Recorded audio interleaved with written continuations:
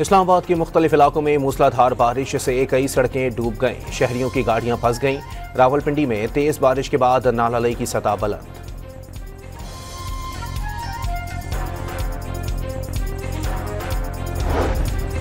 पंजाब में सैलाब से 2,500 देहात, 23,34,000 अफराद मुतासिर हुए। 1200 किलोमीटर तवील सड़कें और 64 पुलों को नुकसान पहुंचा। वजीर इत्तलात अस्मा बुखारी की ब्रीफिंग। वजीर दिफा ने सैलाब से तबाही कुदरती आफत से ज्यादा आमाल का नतीजा करार दे दी। दरियाओं के रास्तों को तंग करके हाउसिंग सोसाइटियां और होटल्स बना दिए गए।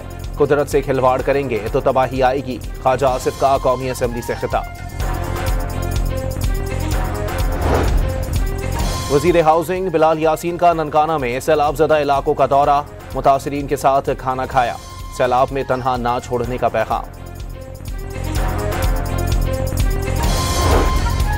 हेलीकॉप्टर हादसे में शहीद पाक फौज के अफसरान और जवानों की चिल्लास एयरपोर्ट पर नमाज जनाजा अदा। पाक फौज और सिविल इंतजामिया के आला अफसरान की शिरकत।